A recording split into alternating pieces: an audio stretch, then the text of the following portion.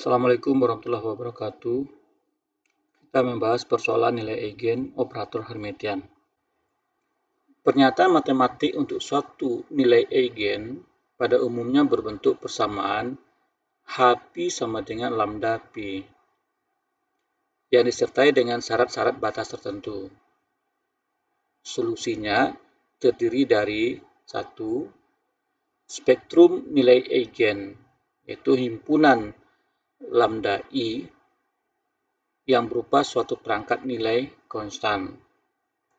Yang kedua, perangkat vektor atau fungsi eigen, yaitu himpunan pi yang bersesuaian dengan masing-masing nilai eigen tersebut. Di pi ini bersesuaian dengan lambda i. Berikut ini akan dikemukakan beberapa pengertian, sifat pokok, dan sejumlah kesimpulan penting mengenai solusi eigen tersebut dalam bentuk dalil-dalil bawah ini. 1. Jika P adalah vektor eigen, maka begitu pula Cp untuk setiap bilangan skalar C. Seluruh kumpulan vektor Cp dengan besar C sama dengan 1 membentuk suatu berkas vektor, yaitu himpunan EI theta dikali P yang ekivalen satu dengan yang lain dalam ruang Hilbert bersangkutan. Ingat, ruang Hilbert adalah suatu ruang vektor linier dengan dimensi tak hingga yang memiliki produk skalar dan bersifat lengkap. Nomor 2, nilai eigen suatu operator Hermitian selalu berharga real. Silakan buktikan. Nomor 3, vektor-vektor eigen suatu operator Hermitian dengan nilai eigen yang berlainan merupakan perangkat ortogonal. Bukti, hermitivitas H berarti produk skalar H pi 1 pi 2 dikurang produk skalar pi 1 H pi 2 itu sama dengan 0. Dan berdasarkan persamaan 121 ini, itu berarti H pi 1 sama dengan lambda 1 pi 1 dan H pi 2 sama dengan lambda 2 pi 2. Artinya, produk skalar lambda 1 pi 1 pi 2 dikurang produk skalar pi 1 lambda 2 pi 2 sama dengan 0. Itu berarti lambda 2 nya bisa dikeluarkan. Itu berarti lambda 1 bisa dikeluarkan. Dan ini lambda 2 juga bisa dikeluarkan. Hasilnya adalah lambda 1 dikurang lambda 2 dikali produk skalar pi 1 dan pi 2 sama dengan 0. Dengan demikian, produk skalar pi 1 pi 2 sama dengan 0 jika lambda 1 tidak sama dengan lambda 2. Kalau sama, nggak bisa. Kalau sama, berarti nggak bisa kita definisikan produk skalar ini sama dengan 0. Tapi kalau lambda 1 tidak sama dengan lambda 2, maka kita bisa definisikan produk skalar pi 1 pi 2 itu sama dengan 0. Jadi, produk skalar pi 1 pi 2 sama dengan 0 jika lambda 1 tidak sama dengan lambda 2. Apabila selain sifat ortonormalitas di atas juga dipenuhi sifat kelengkapan, maka perangkat vektor eigen ini dapat dipakai sebagai basis representasi vektor dan operator berdasarkan persamaan 1, 2, dan 3. Persamaan ini, C itu bisa sebagai kombinasi linear dari Cn, sigma N1 sampai T hingga Cn Pn, dengan Cn sama dengan integral C konjugat N C dx. Itu berarti produk skalar Cn dengan C. Cn itu sama dengan adalah hasil dari produk skalar Cn dengan C. Itu konstanta masing-masing. C1 berarti C1 produk skalar dari C1 C, C2 adalah produk skalar dari C2 C, C3 adalah produk skalar dari C3 C, dan seterusnya. AMN adalah produk skalar dari Cm A Cn. dengan A adalah sebuah besaran real. Vektor-vektor eigen dengan nilai eigen yang sama, yaitu kasus degenerasi, pada umumnya tidak ortogonal. Akan tetapi, selama perangkat vektor tersebut bersifat bebas linear, arti tidak bergantung linear satu sama lain, maka dari kumpulan tersebut selalu dapat dibentuk kelompok ortogonal dengan prosedur Gram-Schmidt. Lihat kembali aljabar linear. Perangkat vektor eigen dari operator Hermitian H yang merupakan operator observable pada umumnya bersifat lengkap. Oleh karenanya, dengan dilengkapi dalil 3 dan 4, dalil ini, sebelumnya dalil 3 ini, dengan dilengkapi dalil 3 dan 4, perangkat vektor ini merupakan suatu basis dalam ruang Hilbert yang bersangkutan. Jadi perangkat vektor eigen dari suatu operator Hermitian akan menjadi basis dalam ruang Hilbert yang bersangkutan. Dalam kasus degenerasi dengan derajat M,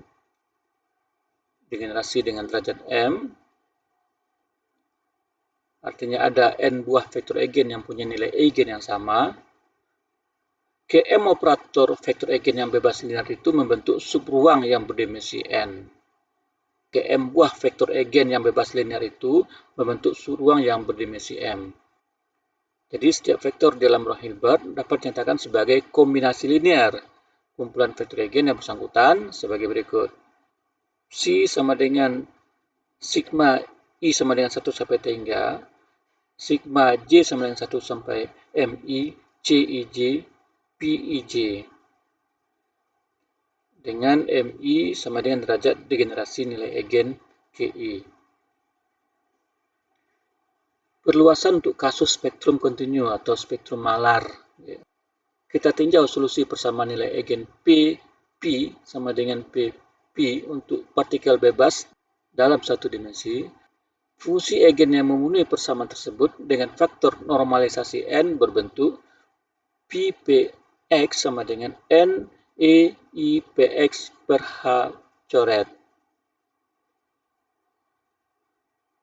yang bersesuaian dengan nilai eigen P yang membentuk spektrum malar dengan jangkauan harga P dari min T hingga sampai T hingga, atau P besar dari min T hingga, P kecil dari T hingga. Panjang atau norma fungsi ini menurut persamaan 18 yaitu ini.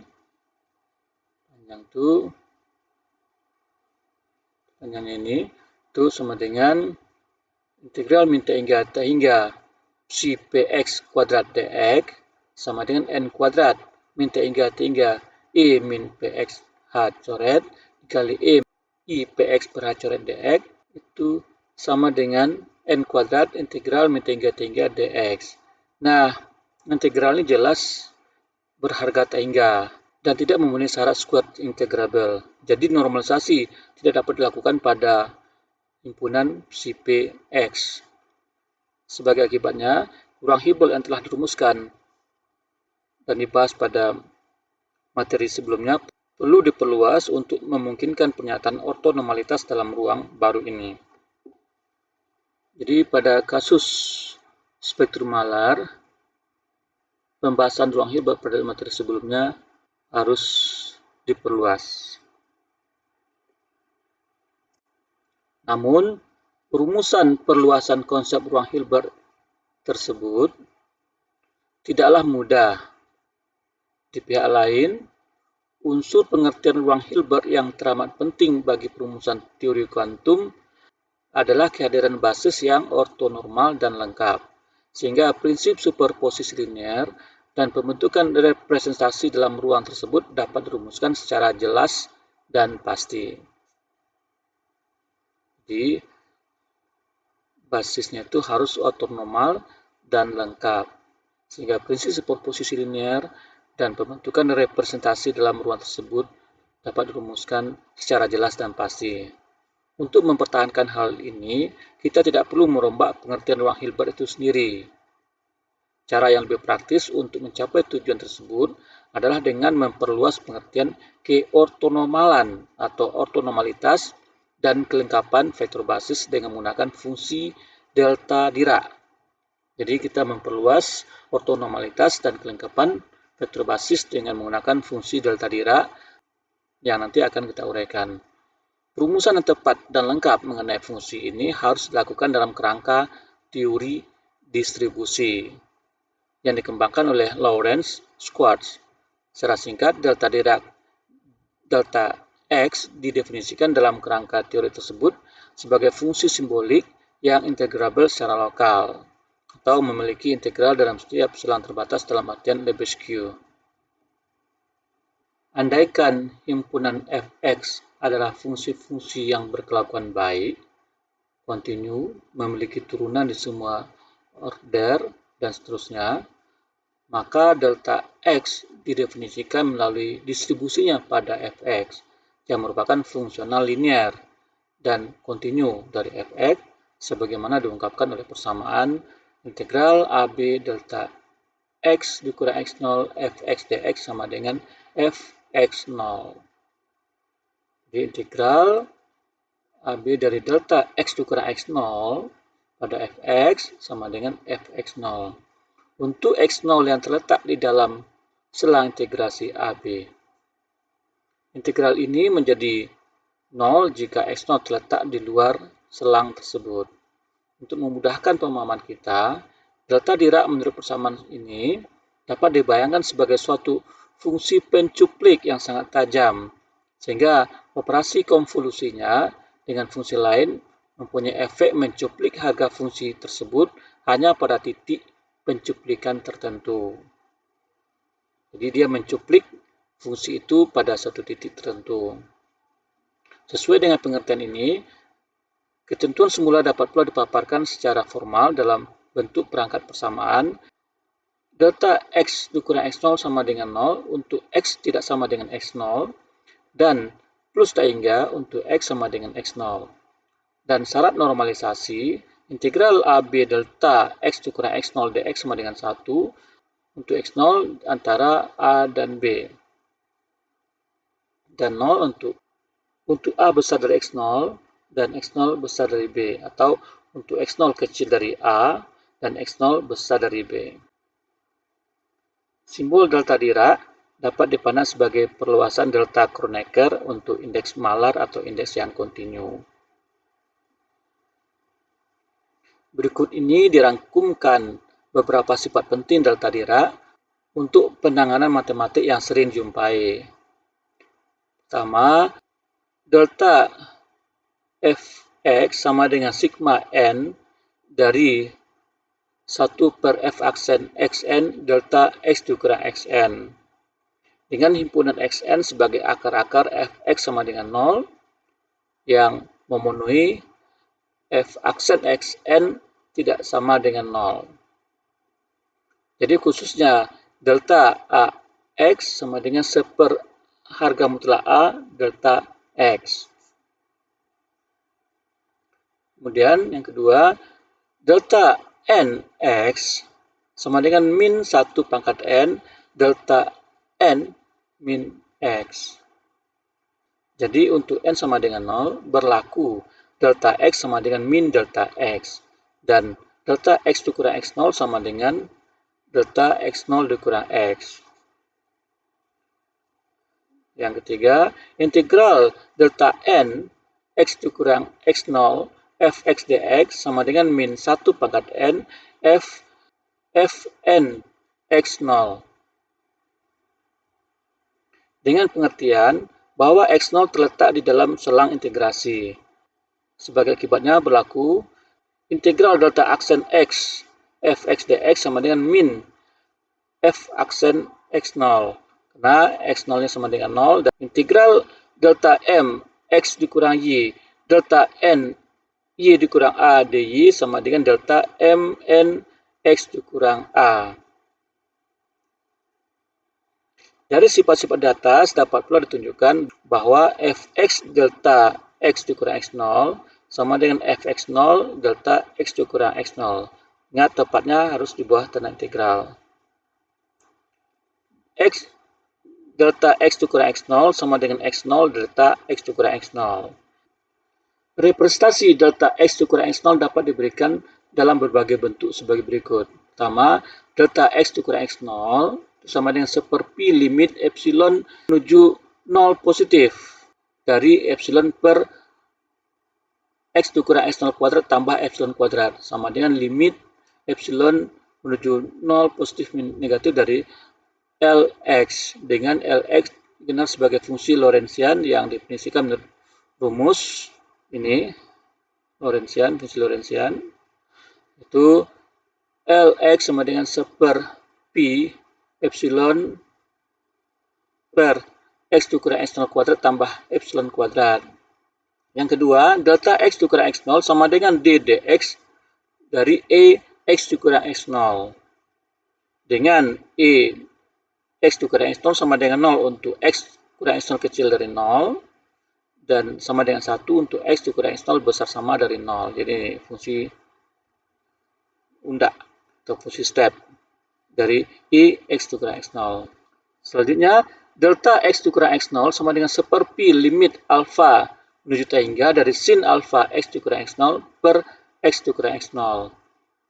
Kemudian, delta x dikurang x0 sama dengan 1 akar pi limit x menuju 0 positif, menuju 0 dari daerah positif, 1 per akar epsilon eksponen e pangkat min x dikurang x0 kuadrat per epsilon. Selanjutnya, delta x dikurang x0 sama dengan 1 per 2 pi integral min tangga e plus minus IK x dikurang x0 dk. Kemudian delta k dikurang x0 sama dengan 1 per 2 pi integral min tangga e plus minus ix k dikurang k0 dx. Lawanan, berbalikan. Ini adalah integral Fourier. Begitu pula delta t dikurang t0 dan delta omega dikurang omega 0 dapat diungkapkan dengan integral Fourier serupa. Dengan bantuan delta Dirac yang ditentukan di atas, syarat keortonormalan fungsi gelombang partikel bebas dapat diungkapkan dalam bentuk produk skalar P x P aksen x sama dengan delta P dikurang P aksen. Mengingat bahwa produk skalar P x P aksen x sama dengan n kuadrat min tangga e min px per h coret e I P aksen x per h coret dx itu sama dengan n kuadrat h coret integral min tangga e min I P dikurang P aksen x per h coret dx per h coret itu sama dengan, berarti integral ini sama dengan 2pi n kuadrat h coret delta P dikurang P aksen. Integral ini sama dengan integral sebelumnya, ya kan? Mirip ini kalau ini P aksen, kalau ini x kurang x0 itu P dikurang P0 atau P dikurang P aksen. Selain delta x kurang x0, kalau x kurang x0 ini P dikurang P aksen, maka deltanya adalah delta P kurang P aksen. Maka syarat ortonormalitas menghasilkan n sama dengan 1 per akar 2pi h coret. Karena ini sama dengan ini, kan? Normalitasnya ini sama dengan ini. Padahal ini sama dengan ini. Maka ini harusnya nilainya 1, ya kan? Sama dengan ini. Nilainya 1 di sini. Karena ini semua sama dengan ini. Maka ini harusnya nilainya 1. Jadi n kuadrat 2pi n kuadrat sama dengan 1 atau n kuadrat sama 1 per akar 2 per 2pi atau n sama dengan 1 per akar 2pi.